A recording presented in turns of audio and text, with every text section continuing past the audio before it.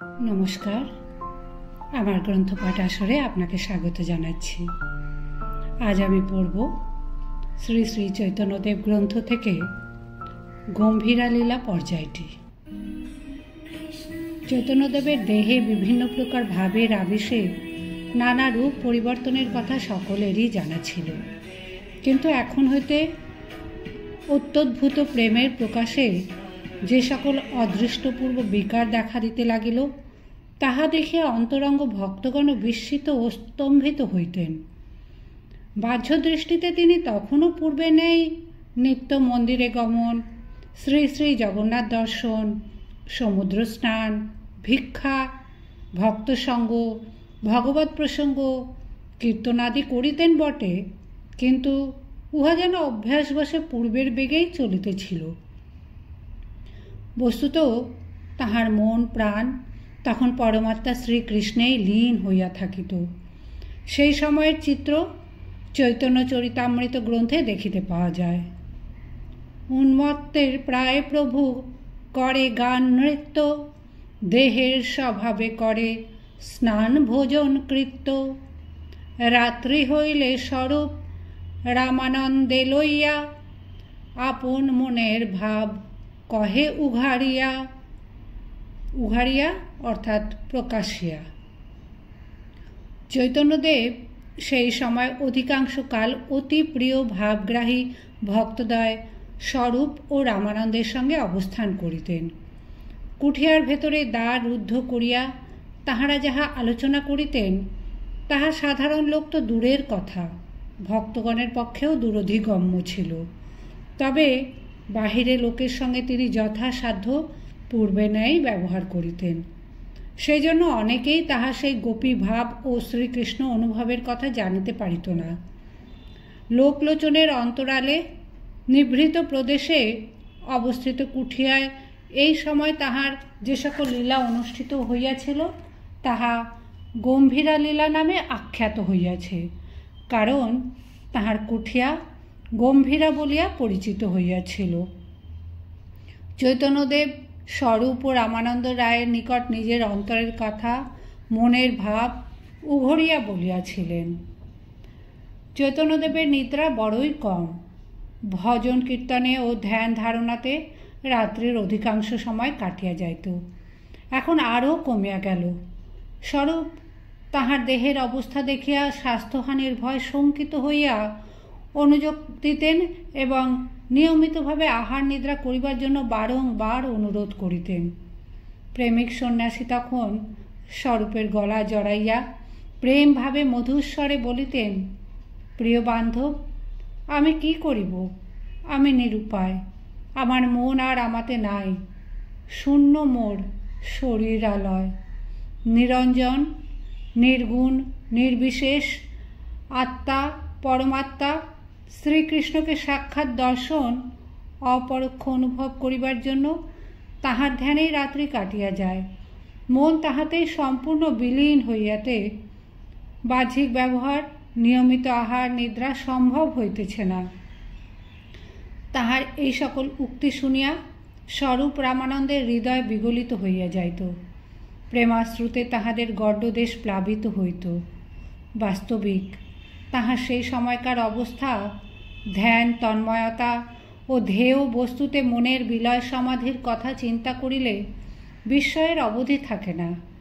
কত উচ্চ ভূমিতে স্থূল জগতের অন্তরালে অবস্থিত ইন্দ্রিয়াতীত রাজ্যে তিনি তখন বিচরণ করিতেছিলেন, তাহা কে বুঝিবে? স্বরূপ ও রামানন্দ তখন সর্বদা কাছে কাছে থাকিয়া গোবিন্দ, কাশীশ্বর প্রভৃতি সেবকগণের সহায়তায় অতি সন্তর্পণে সেই পবিত্র দেহ রক্ষা করিতেছিলেন। এই অতি গুহ্য লীলার কথা স্বরূপ তাহার অতি অনুগত প্রিয় শিষ্য রঘুনাথ দাসকে বলিয়াছিলেন। রঘুনাথ স্বীয় গ্রন্থে তাহার কিঞ্চিত পরিচয় দিয়াছেন। চৈতন্য চরিতামৃতকার রঘুনাথের কৃপাতেই সেই সকল লীলার কথা অবগত হইয়াছিলেন ও চৈতন্য চরিতামৃত গ্রন্থের শেষ ভাগে উহার কিঞ্চিত পরিচয় লিপিবদ্ধ করিয়াছেন। ওই সকল গভীর তত্ত্বের আলোচনা আমাদের সাধ্যাতীত, সামান্য আভাস দিবার চেষ্টা করিতেছি। যাহাদের বিশেষ রূপে জানিবার ইচ্ছা, তাহারা উক্ত গ্রন্থের শেষ ভাগ কোনো তত্ত্বজ্ঞ ব্যক্তির নিকট সাহায্য লইয়া উত্তম মুদ্রিত ও সুসম্পাদিত টিকা ও টিপ্পণীযুক্ত পুস্তকের সহায়তায় আলোচনা করিবেন। চিন্তা, জাগরণ, উদ্বেগ, ক্ষীণতা, মলিনতা, প্রলাপ, পীড়া, উন্মত্ততা, মোহ, মৃত্যু, নিস্পন্দন, এই 10টি দশা প্রেমের গভীরতায় ক্রমে ক্রমে পরিস্ফুট হয়। উক্ত দশাসমূহের 2-4টি বিকাশ দুর্লভ, কিন্তু চৈতন্যদেবের দেহে এই সময় উক্ত 10 দশা অনুক্ষণ প্রকটিত হইত। এই 10 দশায় প্রভু ব্যাকুল রাত্রি দিনে, কভু কোন দশা ওঠে স্থির নাহি মনে। কখনো ভগবানের বিরহে অসহ্য যন্ত্রণা ভোগ করিয়া এমন কাতর হইতেন যে চক্ষের জলে বক্ষ ভাসিয়া থাকিত। দৈন্য বিষাদে তনু ক্ষীণ হইয়া পড়িত। করুণ আর্তনাদ ও হা হুতাশ বাক্যে খেদোক্তি শুনিয়া অন্তরঙ্গগণেরও প্রাণ ফাটিয়া যেত। হা হা কৃষ্ণ প্রাণনাথ, ব্রজেন্দ্র নন্দন, কাহা যাও কাহা পাও মুরলী মদন বলিয়া স্বরূপের গলা জড়াইয়া যখন রোদন করিতেন, তখন সেই ব্যাকুলতা অবর্ণনীয়। আবার ভগবদ্ভাবে বিভোর চৈতন্যদেবের অন্তরে যখন মিলনের স্ফূর্তি হইত, তখন হৃদয় আনন্দে পরিপূর্ণ হইয়া দেহে এরূপ পুলকোদ্গম হইত যে সমস্ত শরীরের লোমকূপ সমূহ শিমুল কাঁটার মতো ফুলিয়া উঠিত এবং তাহাতে বিন্দু বিন্দু রক্তোদ্গম দেখা যাইত। তাহা সেই সময়ের আনন্দোচ্ছ্বাস ভক্তগণও পরমানন্দে সম্ভোগ করিতেন। এইরূপ কখনো বিরহ, কখনো মিলন, কখনো অন্য প্রকার আবেশে সর্বদা ভগবদ্ভাবে আবিষ্ট থাকায় দেহাত্মবুদ্ধির লোপ পাইত। কাজেই নিয়মিত আহার নিদ্রা সম্ভব হইত না।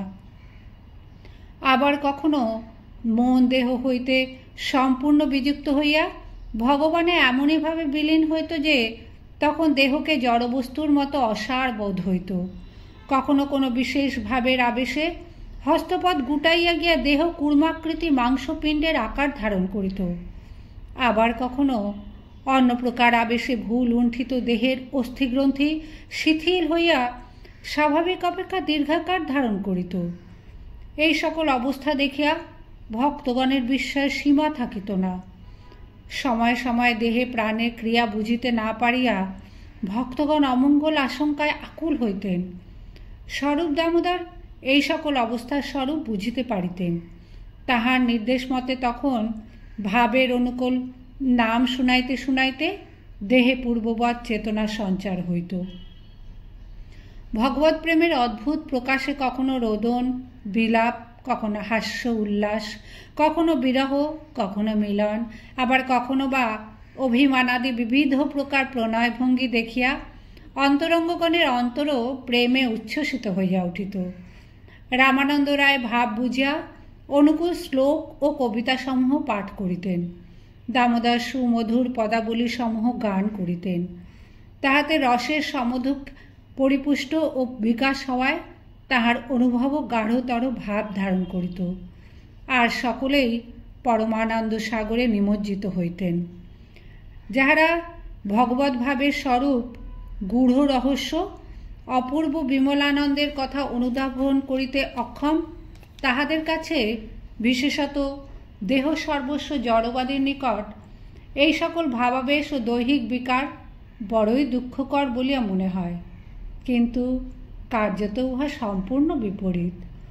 ইন্দ্রিয় দ্বারা বিষয় ভোগজনিত সর্বাধিক সুখ পরিণামে দুঃখেই পরিণত হয়, আর অতীন্দ্রিয় ভগবৎ অনুভব বাহিরে দেহ সর্বস্ব বিষয়ের চক্ষে দুঃখের মতো দেখা গেলেও উহা অন্তরে অনাবিল অক্ষয় অনন্ত আনন্দ প্রস্রবণ স্বরূপ।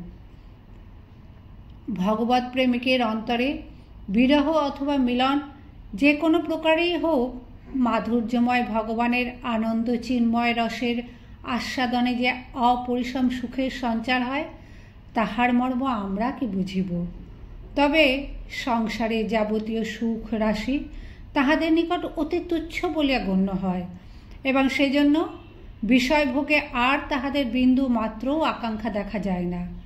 ইহা হইতে স্পষ্টই বোঝা যায়, বাহিরে বিষয়ী লোকের নিকট দুঃখের আকারে দেখা গেলেও বিরহের অবস্থাতেও ও ভগবৎ অনুভবে অন্তর পরমানন্দেই পূর্ণ থাকে। অন্তরে আনন্দ আস্বাদ, বাহিরে বিহুব বল।